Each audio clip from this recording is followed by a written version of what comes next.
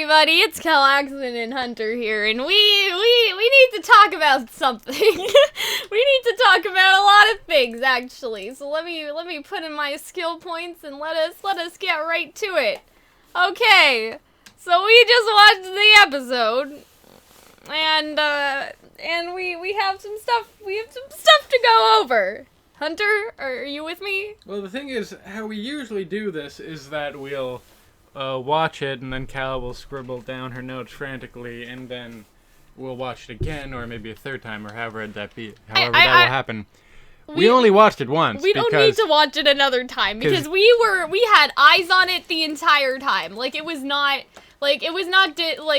debated. Neither of us looked away. We were glued to our screen. Not so much that, is that I don't think you could last not talking about it for another 20 minutes. Yeah, we need to talk about it right now. Oh boy. Oh boy. Okay. So, quick question. Favorite episode so far of season 4? Yeah, pretty much. Yeah, Yes. It was the best one. So of course it's my favorite. Last episode was amazing. I thought last episode was my favorite. I thought last episode was... Well, actually, not last episode, because that was just Blake and... Okay, not last episode. Well, last episode was really good, too. I was thinking about Crow and Raven episode. Yeah, They've just progressively been very good this season. But they did this on purpose, because we're not going to get another RWBY episode for the next 3 weeks. And I don't know how I'm going to get paid. Anyway, we're going to start talking about it now. Hello? Oh, okay, we have to kill the Grimm first. I haven't played this level very much. Okay, so Hunter, can you take your phone off my notes so we can see? Okay. I don't see why you don't need it. Your notes are in, size 40 font. One of them just reads, Weiss, 3 exclamation points. Weiss, 3 freaking exclamation points. Okay, that's not the first page, so can you flip it for me while I take care of these Grimm right here? Alright, so I saw the Rooster Teeth teaser, which was Ren being all cool and kind of just chilling, and then detecting Tyrian, which we'll talk more about later, but it said Tyrian really knows how to make an entrance, and I'm like, don't fucking tease me, Rooster Teeth, okay, this is not the time. Anyway, so, yeah, I was literally gonna wet myself, and Hunter did not get to my house fast enough. I woke up at 9 o'clock because I thought the episode airs at 10, but it was 11 for us. But luckily, because Hunter took... at 11! 11:20! It took a long time. Hunter took a long time. Okay. Unlike you, I have priorities and... Hunter showered and everything. I threw on a pair of clothes, man, and I ate a waffle, and that's it. That's all I needed. I ate a singular waffle. Anyway. Not even a good waffle. Oh, I hope you guys are glad to hear my voice again, because last week I know I wasn't, I had my wisdom teeth out. So if you liked the sensible length of last week's video... That's not gonna happen again. I'm sorry. I apologize. I really apologize. I don't. Anyway, so, yeah. RWBY seems homesick or something. This episode just kind of really showed how inexperienced she is. Well, I mean, the first 2 seconds of it. I guess. Whatever. We can debate more on that later. Yeah, she didn't realize how long the journey would be. She thought it would be 3 weeks tops, and, it's been a lot more than that. So Ren kind of, not berates her, Ren just kind of is like, RWBY, what were you thinking? No, she said she was wondering, she was just concerned with how long it was taking, and she thought it would take 2 weeks, well, it ended up being multiple months. Yeah. And you could see maybe a bit of frustration there, I think Ren is just a bit moody because of what happened last time we saw them. I don't think he was trying to, hurt her feelings or anything, but, he's right. RWBY didn't know how long it would take. She wasn't prepared for this at all. Also, it never really seemed like either Ren or RWBY, in my opinion, were terribly upset over that whole exchange. Yeah, they weren't. It was just kind of interesting to pick up on how they're kind of been interacting. Oh, you're dead. Yeah, I know. Because I feel like that could be something for later, is that one of them gets really hurt or something, and they're like, RWBY, you don't know what you're doing, and a fight like that, if that makes sense. But anyways, I'm just gonna sit up here and shoot them. They talk about how it's been a while, and then I believe they find a city. They find this abandoned city, and we find more. And of course, they have a bad habit of finding abandoned cities. Well, man. that's because the Grimm kills everybody. What do you want from them? They've hit 3 2 of them have been abandoned. That's a really high margin But when you of consider that none failure. of them have, like, a kingdom, like, have seen the kingdom yet, which is actually, like, not abandoned. Well, yeah, fair enough. Anyways. Plus, in the beginning of the first episode, they had a live kingdom with live people. Yeah, I know. That's why I said 2 out of 3. Anyway, so basically, it's this. I don't remember the name of the town. It's like OG or something. And basically, Ren knows some shit. That's what I wrote down. So it was a kingdom for the rich because they didn't like how the kingdom was ruling everything, and so they had enough money, and they said, "Hey, we're gonna make our own town with our own laws. Fuck you guys, and we're gonna live over here in our own little area." Base with blackjack So and the hookers. it was a hope for everybody, Ren says, and Ren says it was a hope for his parents. So that means that Ren was reasonably wealthy enough. Or, like, his parents were rich. No, it was controlled by the rich. I'm assuming they just needed. No, it wasn't controlled by the rich. No, like, it was for the rich, but if rich people created it, they didn't, like, exclusively populate it. No, You from can't- what I understood, they meant it No. was a town for rich people by rich people. That's what I figured. No, because that doesn't make sense, because you need people. Well, they would have probably bought their slaves or whatever's going on in, like, Minstrel, right? Like, that's how I interpreted what Ren said, that it was a hope for basically the rich people. I think it was funded and created by rich people, but I don't think it was exclusively populated by them. Anyway, we don't know. Like, maybe we'll find out later. But it was a hope for Ren's parents, and that's how they died, because the city was attacked by Grimm. or One just Grimm. One special kind of Grimm. One special Grimm. It's basically, they said it was minstrels.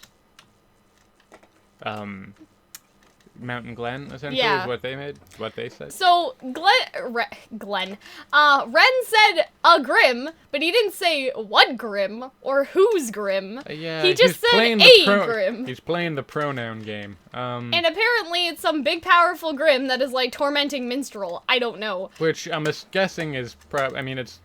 I mean, if I had to guess, I think that it would be that big, like, Yeti thing from the first episode. Not Yeti, sorry. The monkey. The gorilla. What the fuck Did she you kill talking that? about? And not in the that first gorilla? episode, in, like, the trailer thingy. No. Maybe it was that gorilla. But that gorilla did a number on just... I mean, yeah, but I think it's gonna be some, like, a Grimm, like, some, like, real big, bad Grimm, like we saw, Blake and Sun fight. Anyway, they look around, and Ruby knows something's wrong. Like, you can see it in her face. She keeps looking behind her shoulder, like she's obviously kind of, like, the town gives them all the creeps. Like, Jean said that specifically, that it gave him the creeps. Anyway, so we're done with Ruby for a while, and we see everybody's favorite, Ice Queen. It literally just cut to the moon. It just cut to Weiss. No, it cut to the moon, and for some reason I was like, oh, I guess it's Weiss then. Well... And so, but I don't know why what brought me to that, but it cuts to the moon, then it cuts to Weiss in her opera thing or whatever, singing. Yeah, so I thought that this was gonna, because she was singing very, like, I don't want to say, like, angelically, because I feel like that isn't descriptive. Operatically? Like, basically, I thought that because Ren said something about a Grimm, like, about that big Grimm, that we were gonna have, like, this medieval story time and legend about this Grimm of ye old, like, minstrel or something. Because that's the way she was singing. Like, I guess you would see in a, what am I trying to say? Like, almost like a Reigns of Castamere type, like... Reigns of Castamere is what you play at a funeral. No, but I mean, like, the same kind of, like, this story has been told for generations and now we're gonna sing, or whatever. So, anyway, her song is about defiance, like we thought, like, people can't control her and things like that. As she says, as she was being controlled by her father, but... Where are the Grimm? Right below you. Why can't I see them? Turn around. Oh. Oh. Hi. Yeah, there they are. Okay, I don't know what to do. Anyways, so Weiss, we're really, we're really all over the place. So it kind of Just not sounded terribly like effective. Okay, enough about the fucking song. Hold on, I want to talk about the song. The song was good. Be quiet. Okay, so it kind of sounded like the third, like it's gonna be the third rendition of It's My Turn or Mirror Mirror. Like, it sounded like it was going in that direction where it may have used pieces of that music. So yeah. Then in the background, when we get to this party thing that's going on, it's a kind of jazzy version of Mirror Mirror.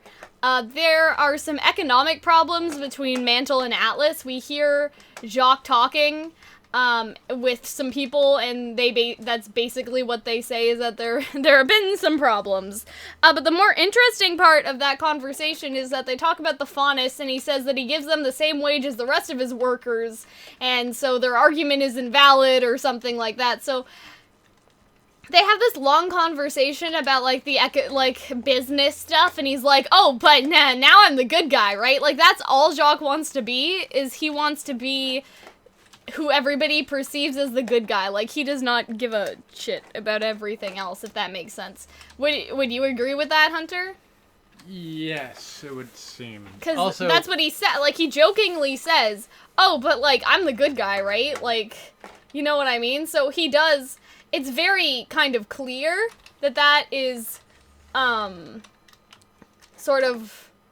How he would like to be how perceived. he wants people to see him, and it's very clear his motivation is it just he wants to make sure that everybody thinks that he's the good guy, even if he's doing things that are bad.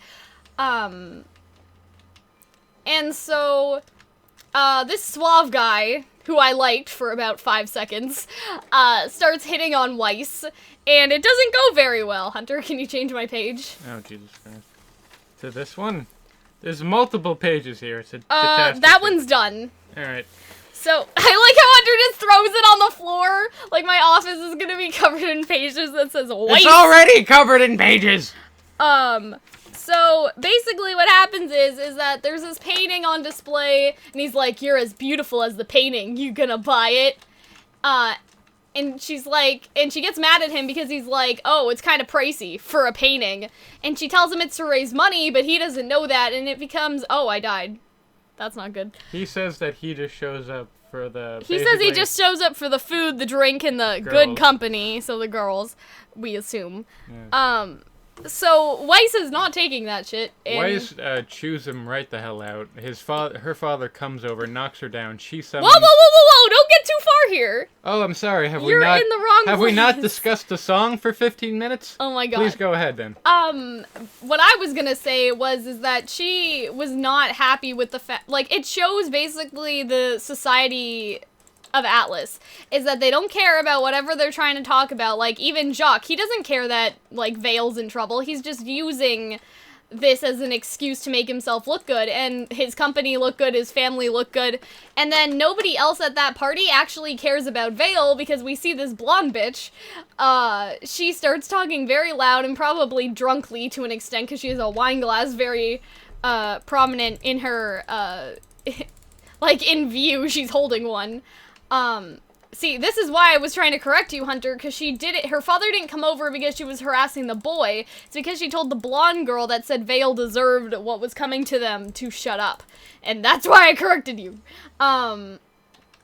Because, basically, she yells very loudly for her to shut up, and that they're worried about their hair and, like, their own petty problems in their life, and they don't actually care about Vale. And so her father comes over and grabs her and pushes her down, and she gets really angry. She tells her father to let her go, and that's when she creates something similar to what Winter created, if you guys remember. Basically, like that, because before in Volume 3, she created this Grimm. Although that one was a Beowulf, and this one was a Boarbusk. This one was the Boarbusk as a reference, probably, to the first volume in which Weiss fought the Boarbusk in Professor Port's classroom, if you guys remember that. Mm-hmm. But basically, this is part of their semblance, is that they are able to conjure up these things that they have fought in the past before, and Weiss couldn't do it for the longest time.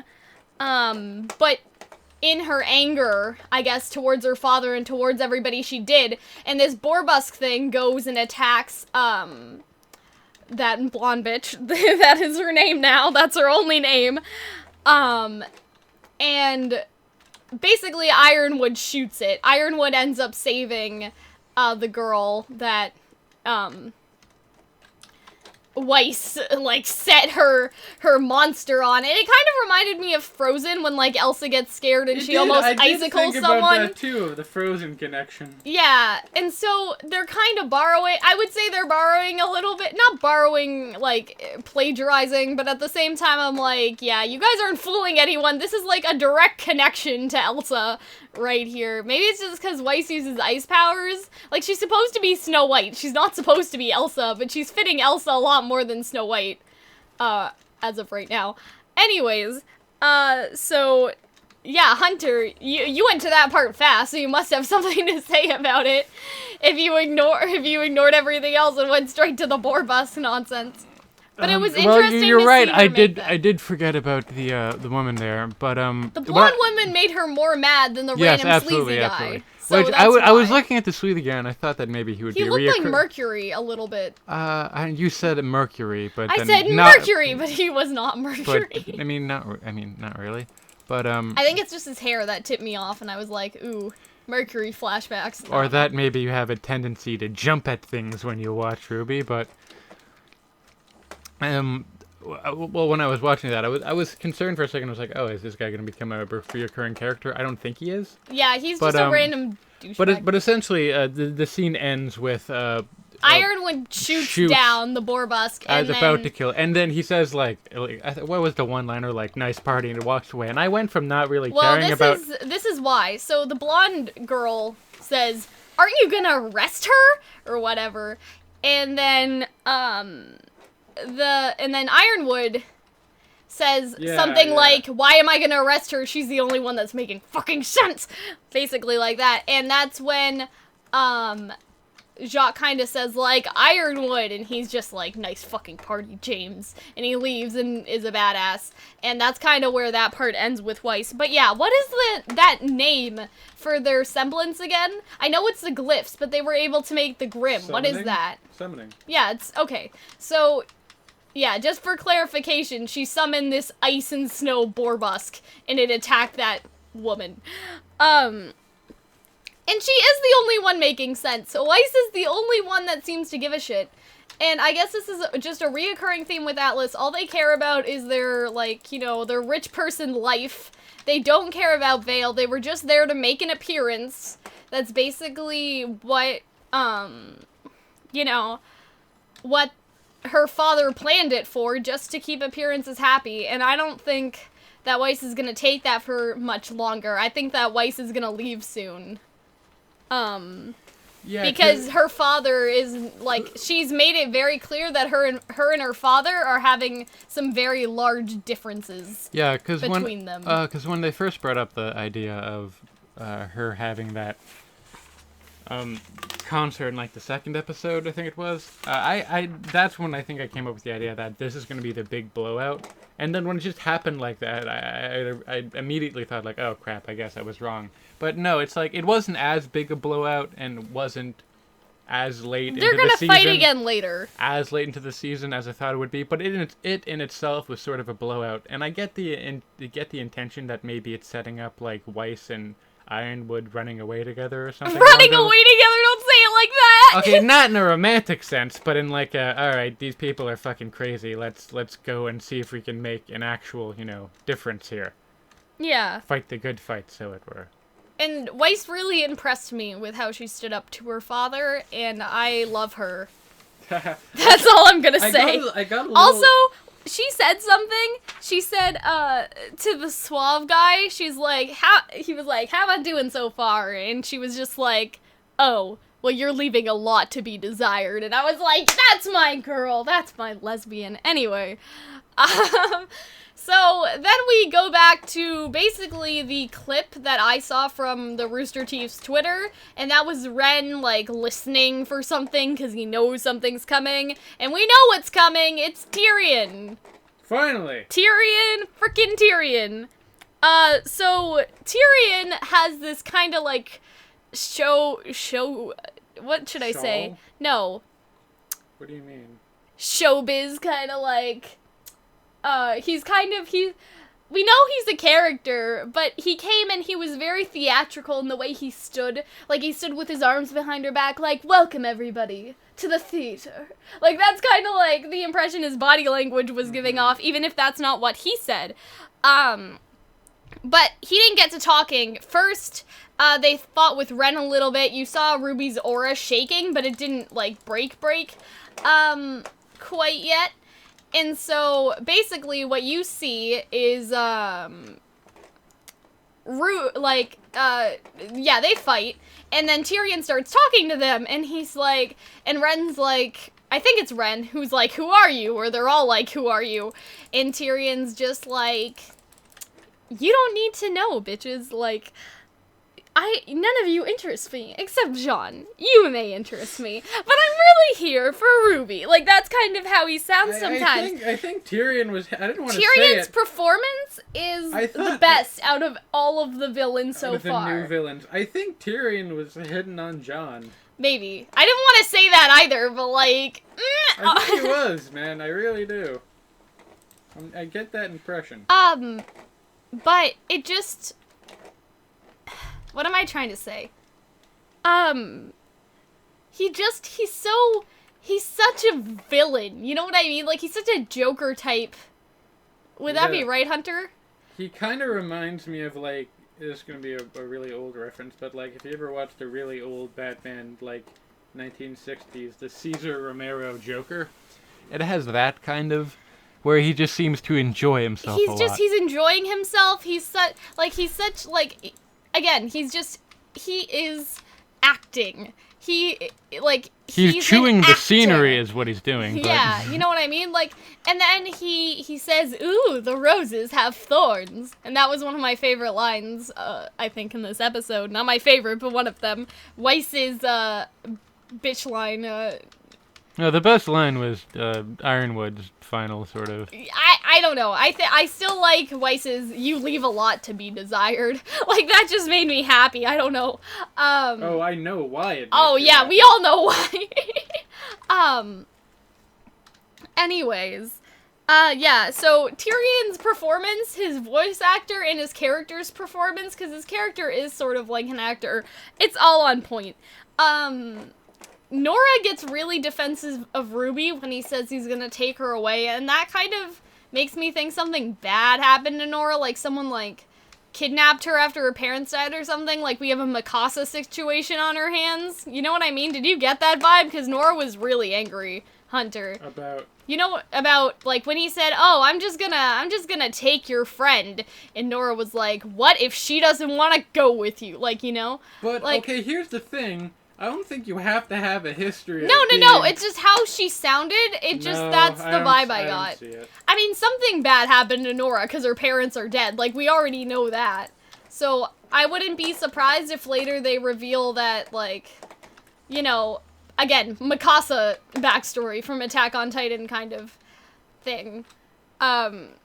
So they fight again, and Tyrion's a really good fighter. It also had, like, a real sort of fluidity to it. I really enjoyed that fight scene. That was one of the better, because I don't think I mentioned it last time, but I didn't really like the fight between Blake's son and that giant monster as much. I loved it, and it was kind of, what am I trying to say?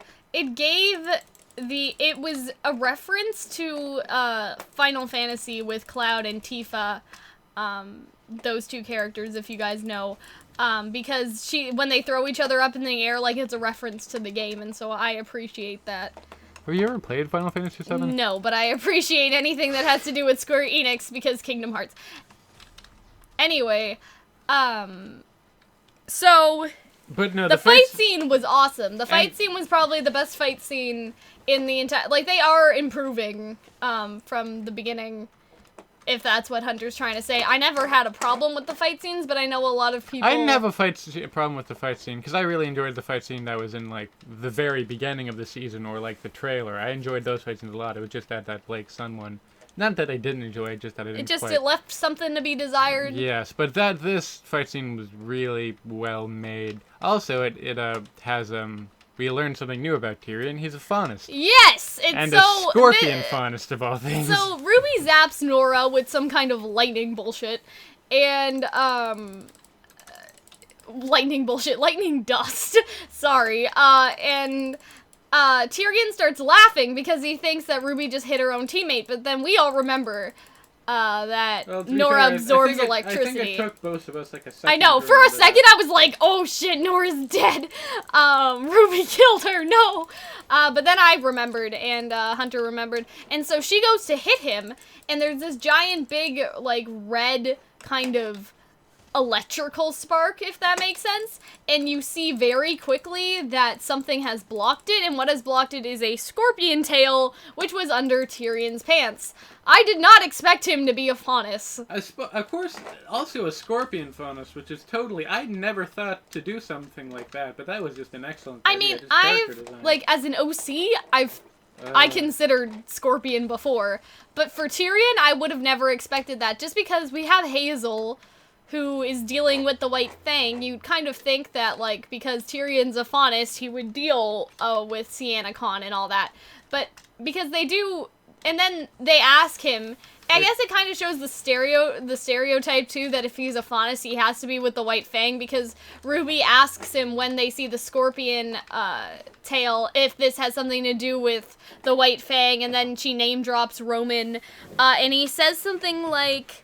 No, what he says is just he like... Says, he's doing this to serve the goddess, and RWBY thinks... Yeah, it's Cinder. Cinder, and he's like, oh, only in Cinder's wildest dreams... So maybe... So I think RWBY... Well, obviously, I just realized that RWBY doesn't know who Salem is. Yeah. And I think slowly RWBY's going to realize, or try to figure someone out else. who Salem is. But what I was going to say is that, I know he might be idolizing Salem as a goddess, but what if she's an actual goddess? Like, of the Grimm? I mean, that's possible, I suppose. And what if the reference to... Salem, or Cinder in her wildest dreams was more of a Cinder wishes that she could have this power. Like that Cinder maybe expects that one day Salem will pass on the goddess-ship to her. Because that's kind of what I was thinking. It's possible. It depends on how serious Tyrion was being. He may just idolize her, and she may be some random woman. But obviously, she has more power over the Grimm than the average bear. If it was any average bear, good lord. If it was anyone else, I would have thought like what you were thinking. That maybe she's an actual goddess. But the fact it's the fact that he constantly speaks in like hyperbole. I think he might for just dramatics, yeah, that's why I wasn't sure. He's probably just saying goddess. Although she obviously has some sort of sway over the Grimm, you know? So, Hunter, get your leg off me. Hunter's trying to use me as a footrest, and I'm like, Hunter, we're recording a video. Anyway, so they fight him again. They are not successful, and RWBY's aura begins to actually shatters this time before we kind of see it, like, tease at shattering. She gets a kick from Tyrian. From him in the stomach, and that basically breaks her aura, and I'm like, oh, geez, RWBY, I didn't know you were so weak. But anyway, that's kind of mean. I'm sorry, RWBY. And just so, saying, as RWBY is about to die... I don't know if you don't realize this, Cal, but she can't hear you. I don't care. RWBY is, like, about to get, like, beat, or whatever. He's gonna take out her eye, or whatever shit that is going on, and he keeps panning from her to Crow, and we didn't know if it was Crow or Raven. Or literally, it was just a crow, like a black bird flying, and we don't quite know if Raven can do that too. So we're like, is it Crow? Is it Raven? We figured it was Crow, but part of me was like, man, I want it to be Raven. I have a theory on that, but we're not going to talk about that today. Anyway, so Crow comes in, and he's like, surprised to see me, or some shit. What does he say? I don't remember what he says, but basically he just the stinger, Tyrian stinger is about to go down and hit and assumably kill RWBY. But I think he's trying to take her eye out because he needs to kidnap her. Remember? Oh, I guess he's not trying to kill her. Or maybe poison her or something like that. Salem wants her. Point is, something alive. bad is about to really happen, but then Crow literally steps in, not even taking out his sword, just it's sheathed on his back, and his stinger, Tyrian stinger, hits Crow's sword still on his back, and I forget what he says, but that's where the fucking episode ends. Yeah. And I don't know. He's kind of like, hiya, like he has... Hiya, kids.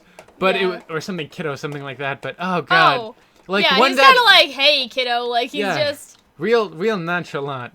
Crow and Tyrian, I feel like, would be buddies if things turned out a different way. Turned out differently, yeah. But but that's where the fucking episode ends. And and now we have to wait 3 weeks. Both of us were screaming, actually, like groaning out loud. Are we not screaming right now? I guess. Are we not screaming right now? To be fair, you scream whenever we do these videos, so it's nothing new. Strictly speaking. Oh boy! All right. So I thought John was gonna die.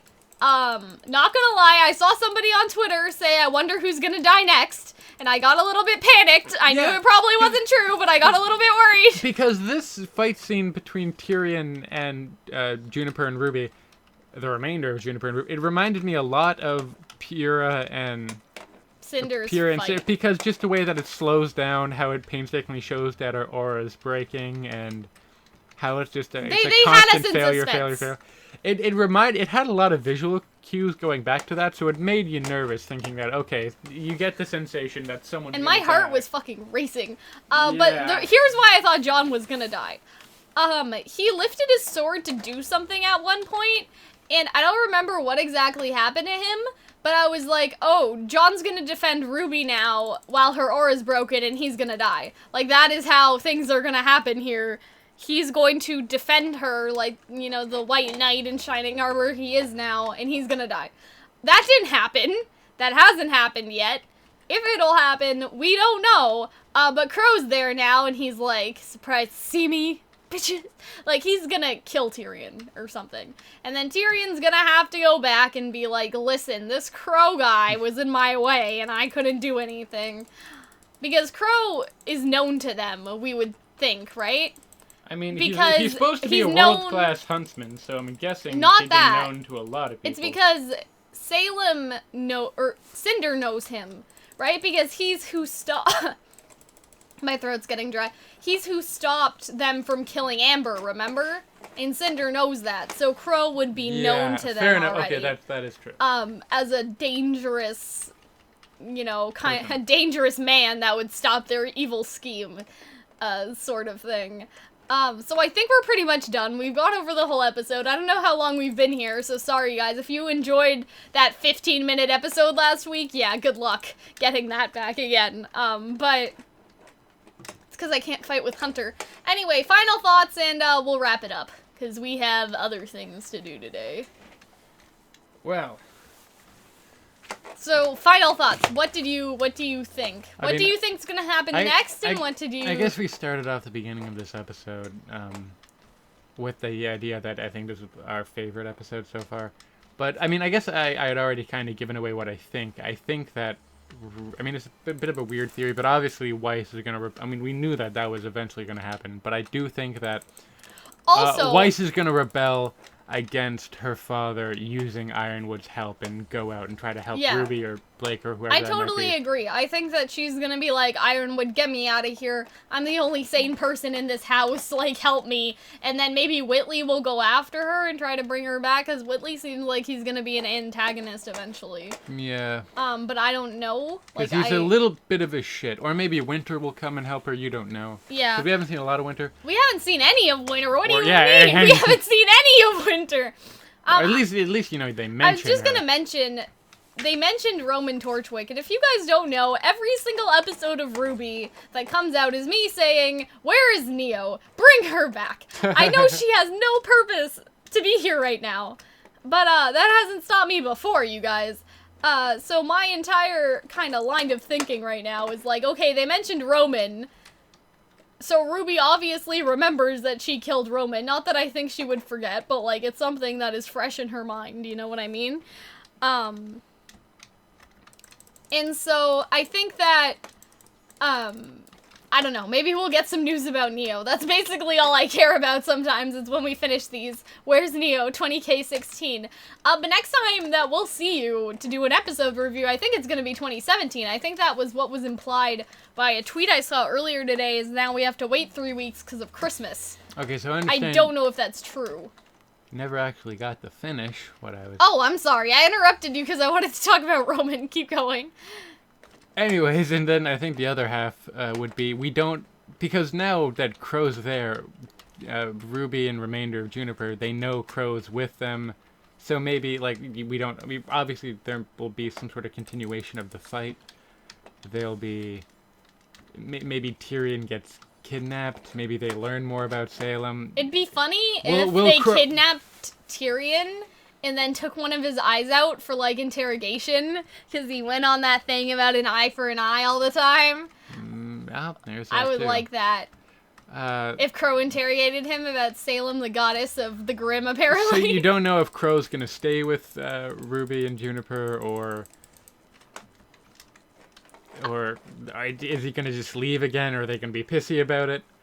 You don't know if maybe, like, Yang will make a miraculous entrance again. I don't know if they're going to show her training, or they're just going to go right ahead. Because I have a feeling, because I thought that the concert would be more of a build-up than it actually was. So maybe so will Yang's Here's Yang's what training also be? That's just a theory. Just to interject with Hunter, because he said something I was thinking, and I want to kind of go off that, but I think that Crow is either going to be like, hey, kiddos, like, I'll help you get to Minstrel, or he's going to be like, Ruby, like, obviously you weren't ready. Like, I don't see Crow as being that way sometimes, because he's kind of the cool dad, you know what I mean? I know he's not her dad, but, he's the cool uncle, but I think that he will bring up the fact that Ruby could be in great danger and he can't come and rescue her all the time. But then again, that's kind of like Raven, because Raven says that she can't defend Yang from everything, so I don't think Crow will decide to go that route, because then that would be reminiscent of Raven, right? Yes. Like, I feel like he'll be like, I don't want to do this, like, I don't want to baby you, because you should know the results of your actions, but at the same time, I'm not like Raven, I can't just stay here and watch as Tyrian takes her eye out, for example. Maybe he'll give them intel about Salem. Crow might do that, to make sure that they're safe. You know what I mean?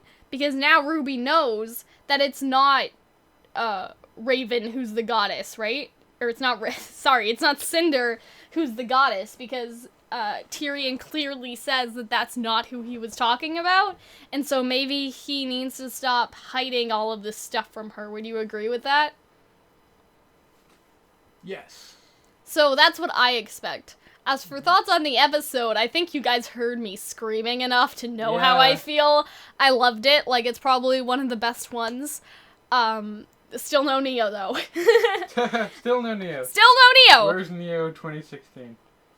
Anyway, like, my vocal cords are shot right now. Can I just talk about that? I really want Neo to come back. Where in is some she? capacity, man. I know, I miss her. If that's how they ended... Imagine that's how they ended this episode instead of the Crow was just Neo. Oh my god, I would have died! I would have and been if screaming Neo the entire didn't... time. If Neo, like, said, hey, kiddo, and her voice was Crow's voice instead, somebody needs to Photoshop that. Just put Neo there and the Crow's voice over her. Anyway. So guys, if you like this video, remember to give it a like. YouTube's algorithm is changing that basically views don't matter. Likes and comments matter. So comment and like if you like it. I just learned this recently. What? Tumblr is releasing, that's why I'm on my phone right now, is Tumblr released their list of the biggest fandoms. Is RWBY on it? RWBY's on there. I looked at animation. RWBY wasn't on animation. I was like, that's weird. But then I looked at web stuff, and RWBY's number 3. Who's number 1? Dan is not on fire. I don't know who that is. I see them. He looks like a metrosexual English dude. Whatever. Don't give him any publicity. RWBY needs to be first. Anyway, I was ending the video, and now I don't remember where I was. Right, YouTube algorithm. Give it a like. Comment down below. If you guys agree, disagree with us, also comment. I read all the comments. I reply to all the comments. I reply to Hunter for everybody. Also, Red versus Blue is number 20. Hunter. Which, I mean, is nobody gives a shit. I like Red versus Blue. Anyway, so yeah, guys, we really enjoyed this episode. We enjoy making these videos. We're gonna make a RWBY theory video, I think. Maybe it'll be just me. I don't know if Hunter's gonna be here for that. And I also want to do a song lyric analysis of the opening. And maybe even Weiss's song, because we heard lyrics from it. Just to talk about it. It'll probably be around 5 minutes. It won't be anything crazy. Don't worry about it. Anyway, guys, remember to like and subscribe, and we'll be back, I don't know, in 3 weeks. We'll upload some RWBY content for you guys in between there, I guess, if we have to. Yes. Anyway, yeah, guys, we're gonna go now. So say bye, Hunter. Hello. I hate you.